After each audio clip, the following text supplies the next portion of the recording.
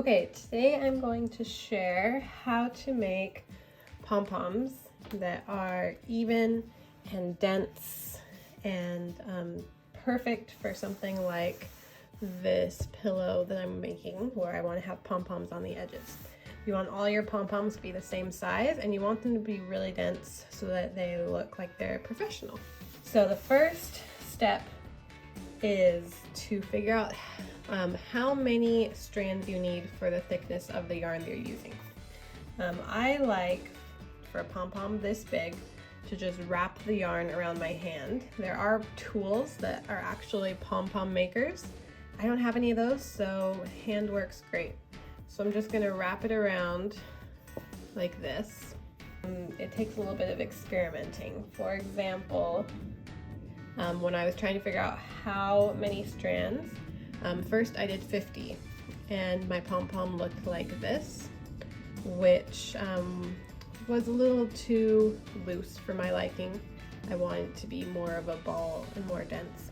So then I tried 100 strands going around my hand 100 times, and the end result was this, which was closer to what I was wanting for my look. So then I knew that I needed to make each pom-pom with 100 strands.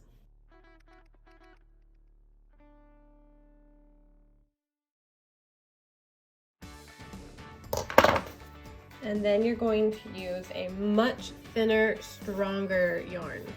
So this is a cotton warp. It's very strong, so I can pull it really tight and I won't have to worry about it breaking. And it's also not stretchy, so I know it won't loosen up over time.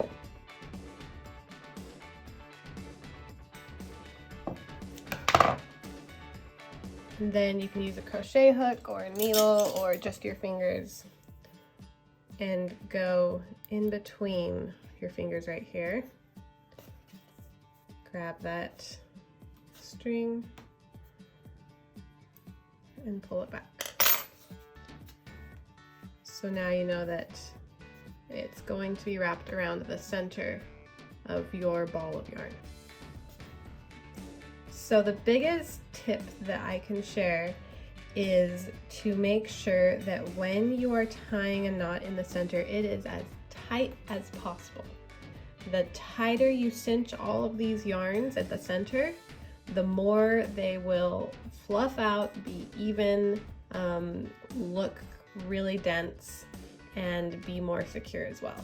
So I have a really secure knot. I'm going to show you. I'm actually going to take this off of my fingers so I can use both hands. It's called the knot wrap knot method. Totally just made this up, but I've used this for a lot of projects when I really need a tight knot, and just doing a regular double knot doesn't cut it. So knot wrapped knot. So the first knot you're going to do is a double wrapped knot. I'm not sure if there is a technical term for this, but you're going to wrap it around like that. There's a regular knot, and you're going to wrap the tail around one more time. So when you cinch it, this is not going to come apart as easily.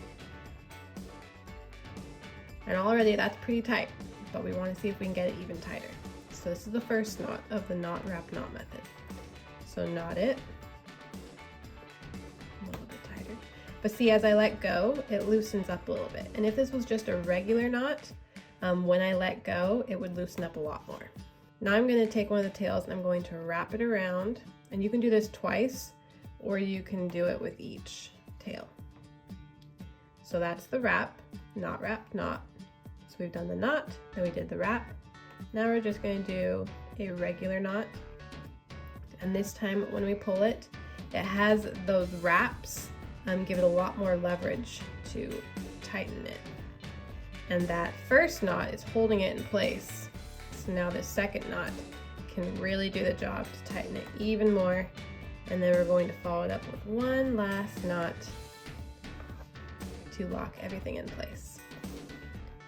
So we have this really tight cinched knot under here with the knot wrap knot method.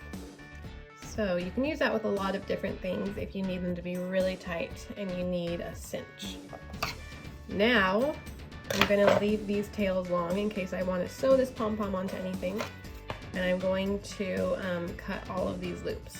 You can stick your scissors through and cut them like that. Or if you know you're gonna be cutting some excess off, you can just cut right across the top there.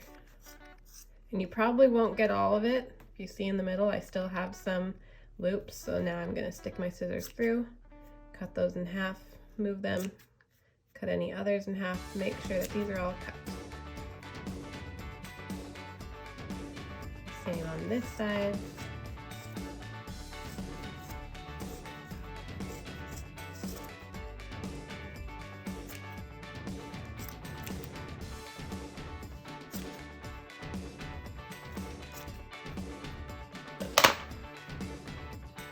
Now I'm just gonna give it a little trim. Make sure not to cut those tails and just trim the rest of it.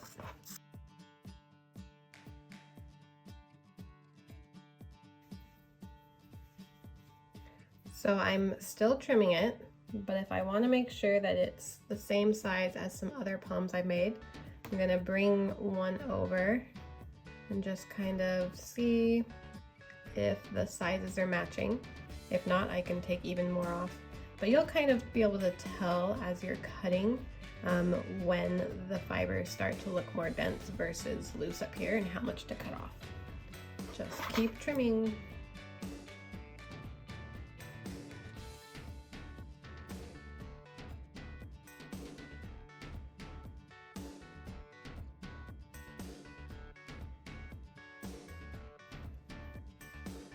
And there you go. Have a nice little pom-pom with the tails, so you can add it to any project you want, and you can use it for anything. Make a bunch of them, maybe try and put it on a pillow like I am.